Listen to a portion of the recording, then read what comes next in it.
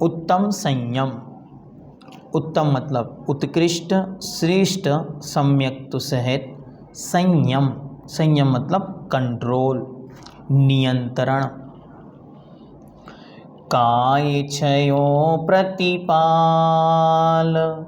पंचेन्द्रिय मन वश करो, संयम रतन संभाल, विषय चोर बहु फिरत हैं। काय छयों प्रतिपाल, छयों काय के जीवों की रक्षा करना। प्रतिपाल मतलब रक्षा करना। पंचेंद्रिय मन वश करो, और पांचों इंद्रिय स्पर्शनादिक और मन को वश में करना। संयम रतन संभाल, अर्थात संयम रूपी रत्न को संभाल कर रखना चाहिए, क्योंकि विषय चोर बहु फिरत हैं। विषय वासना रूपी चोर चारों ओर घूम रहे हैं, फिर रहे हैं। वे चारों ओर घूम रहे हैं, चारों ओर भटक रहे हैं। इसलिए क्या करना है? इसलिए अच्छी तरह दृढ़तापूर्वक अपने संयम की रक्षा करनी है। पुनः देखें, संयम में क्या क्या करना है? छयों काल काय की रक्षा करनी है। छयों काय कौन कौन सी हैं? तो स्थावर के पांचों, पृथ्वी का एक, जल का एक, अग्नि का एक, वायु का एक, वनस्पति का एक, और त्रस का एक। त्रस का एक मतलब 2 इंद्रिय, 3 इंद्रिय, 4 इंद्रिय, संगी असंगी पंच इंद्रिय। इन सब जीवों की रक्षा करना, पांचों इंद्रिय और मन को वश में करना, इसका नाम संयम है। ऐसे संयम रूपी रत्न को सदा हमेशा संभाल कर रखें। क्यों? क्योंकि विषय रूपी चोर चारों ओर घूम रहे हैं। ये पांचों इंद्रियों के विषय रूपी चोर कहीं इस रत्न को चुरा ना लें, इसलिए इसकी रक्षा करो। उत्तम संयम गहु मन मेरे, भव भव के भाजे अघ तेरे, स्वर्ग नरक पशु गति में नाही, आलस हरन करन सुख ठाई। ठाई प्रति जल आग मारुत, रूख तृष करुणा धरो, सपरशन रसना घ्राण नयन, कान मन सब बसे करो, जिस बिना नहीं जिन राज सीजे, तूरु लो जग कीच में, एक घड़ी मत विशरो करो नित, आव जम मुख बीच में। एक एक पंक्ति बड़ी महत्वपूर्ण। क्या कहते पंडित जी साहब? देखते। संयम रतन गहु मन मेरे, गहु मतलब ग्रहण, ग्रहण करो। हे मेरे मन, क्या करो? संयम रूपी रतन को ग्रहण करो। हे मेरे मन, संयम रूपी रत्न को ग्रहण करो, अर्थात संयम रूपी रत्न को धारण करो। क्यों धारण करना? भव भव के भाजे अघ तेरे, भाजे मतलब नष्ट हो जाते हैं, और अघ मतलब पाप।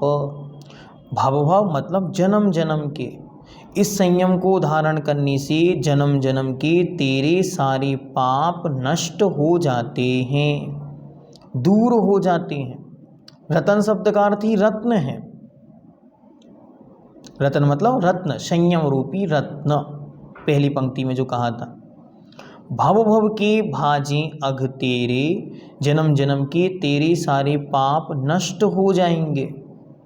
ये संयम महत्वपूर्ण क्यों है और आज ही क्यों धारण करना है? तो कह रहे हैं स्वर्ग नरक पशु गति में नाही, क्योंकि ये संयम महान दुर्लभ है। ये स्वर्ग में, नरक में और त्रियंच गति में नहीं होता। जागृत हो जाए इस पंक्ति को पढ़ के कि देवताओं के भी संयम नहीं होता, नारकी और पशुओं में भी संयम नहीं होता। इसलिए आलस हरन करन सुख ठाई। इसीलिए आलस्य को दूर करके, आलस्य को नष्ट करके, आलस को अलग करके और सुख ठाई, सुख के लिए इसे धारण करो।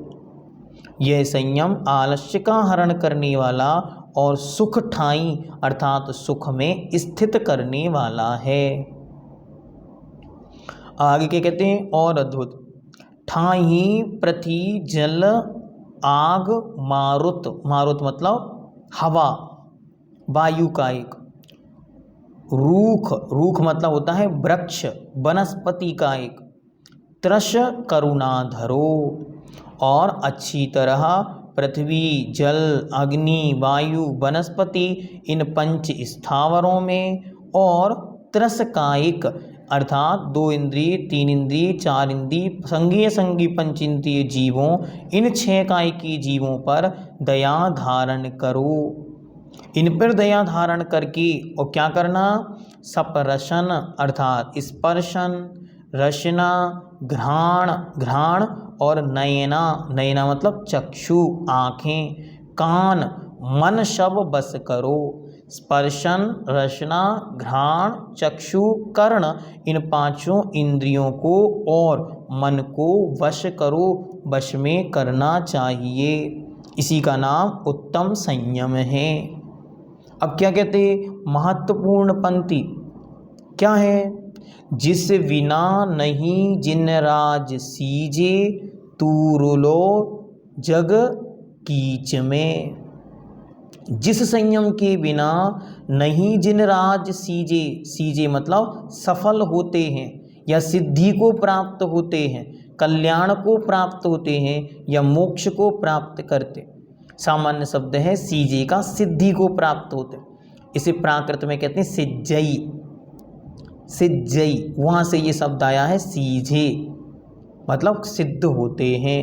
तो कहते जिसके बिना, अरे जिसके बिना तीर्थंकर भगवान को सिद्धि प्राप्त नहीं हुई, तूरलो जग कीच में, कि यह आत्मा संसार रूपी कीचड़ में फंसा हुआ है। जग मतलब संसार, कीच मतलब कीचड़ में।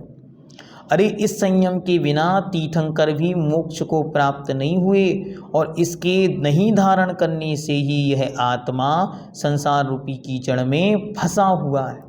दोनों में लगानी इस पंक्ति को, जिस बिना नहीं, जिस बिना नहीं जिन राज सीजे तू रुलो जग कीच में, जिसके बिना जिन राज तक नहीं सीजे। भगवान कुंद देव की पंक्ति है ये। भगवान कुंद देव लिखते हैं, नवि सिज्जई बत धरो जवि होई तिथ्य अरे जिन शासनी। जिनेंद्र भगवान के शासन में भले तीर्थंकर हो, बिना संयम को धारण किए वस्त्रों से युक्त वे भी नवि सिज्जई सिद्धि को प्राप्त नहीं होते। जब वे नहीं प्राप्त हुए तो आपका और हमारा क्या होगा? ये महत्वपूर्ण प्रश्न यहाँ पे पंडित जी साहब रख रहे हैं। इसलिए क्या कहते, एक घड़ी मत विश्रो करो नित आव जम मुख बीच में।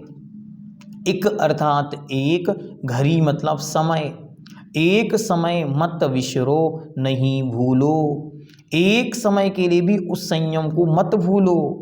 क्यों नहीं भूलो? कहते हैं आव, क्योंकि आयु जमराज मुख, यमराज के मुख बीच में, क्योंकि हमारी आयु कैसी है, यमराज के मुख के बीच में रखी हुई है। हमें एक क्षण को भी इस संयम को नहीं भूलना चाहिए और हमें एक क्षण को भी ये नहीं भूलना चाहिए कि हम यमराज अर्थात मृत्यु के मुख में आ रहे हैं। एक एक समय आयु बीतती चली जा रही है और हम मृत्यु की ओर बढ़ते चले जा रहे हैं। इसलिए शीघ्रता से संयम को धारण कर लेना चाहिए। आइए अब देखते कठिन शब्द। काय अर्थात काय जानती हैं आप, क्षयों मतलब 6 प्रकार की कायों को प्रतिपाल रक्षा करना।